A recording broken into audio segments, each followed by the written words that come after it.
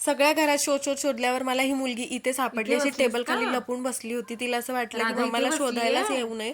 So मी तिला तर लल्ला सापडूनच काढली बसलाय. आणि आता ही इथेच बसायचं म्हणतीये. हा. सो मी तनुजा, स्वागत आहे तुमचं व्लॉग विथ तनुजा ये चॅनलवरती. बाहेर. तर आज मी तुमच्यासोबत अशी वेगळी रेसिपी शेअर करणार आहे जी माझी खूप फेवरेट होती आणि आता माझ्या मुलीची सुद्धा फेवरेट आहे. ही रेसिपी आहे माझ्या मम्मीची, म्हणजे तिच्या हातची तर मला खूपच आवडते. म्हटलं चला मी सुद्धा ट्राय करते. सो मी करते मुगाच्या डाळीचा उपमा. खूपच असं छान होतो.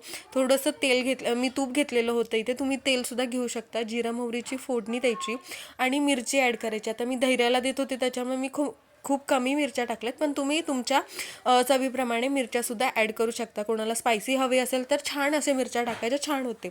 मी इथे मूग भिजत घातले होते 15 ते 20 मिनटं. त्याच्यानंतर मी इथे ॲड केले आणि छान असे परतवायचे. ह्यामध्ये ना हळद आपण ॲड नाही करत. दुसऱ्या बाजूला मी गरम पाणी करायला घेतलं होतं. मस्त असं परतवायचं, छान असं खरपूस होऊन द्यायचं. ही डाळ अशी थोडीशी कुरकुरीत सुद्धा लागते. त्याच्यानंतर मी अर्धा टोमॅटो इथे ॲड केलेला आहे. टोमॅटोनी खूप छान चव देतं हे. तुम्ही नक्की घरी ट्राय करून बघा. खूप छान असा उपमा होतो हा.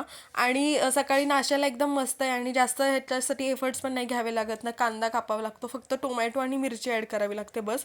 रवा मी ऑलरेडी भाजून घेतला होता, सो रवासुद्धा ॲड करते. रवा मी ऑलरेडी तुपात भाजून ठेवते कारण मला तो सारखा लागतो, त्याच्यामुळे मी डबा भरून भाजूनच ठेवते.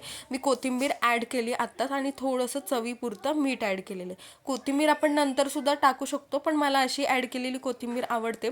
परत हे छान असं भाजून घ्यायचं. ह्याचा आहे ना थोडासा कलर चेंज होईपर्यंत आपण हे भाजून घ्यायचं आहे. छान असं हलवत राहायचं म्हणजे ते खालून करपत नाही. त्याच्यानंतर आहे ना लागेल तसं पाणी ॲड करायचं. आता हा रवा कुणाकुणाला पातळसुद्धा आवडतो आणि कुणाकुणाला घट्टसुद्धा आवडतो. सो मी धैर्याला करत होते, थोडंसं मला पातळच करायचा होता म्हणजे ती खाईल असा.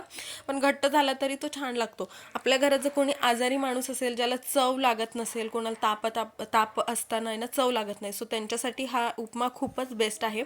आणि इतका यम्मी आणि इतका टेस्टी झाला होता.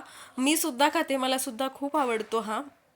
तुम्ही नक्की ट्राय करा आणि मला नक्की सांगा कमेंटमध्ये कसं झालं ते. इथे धैर्याचे आजोबा तिला भेटायला आले होते. सो धैर्या खूप नाटकं करत होती. लहानपणी ती जायची पण आता ती जात नाही. आजोबांसोबत धैर्याची परिमाऊ आली होती. मस्त असं खेळी धैर्या. चला भेटूया नेक्स्ट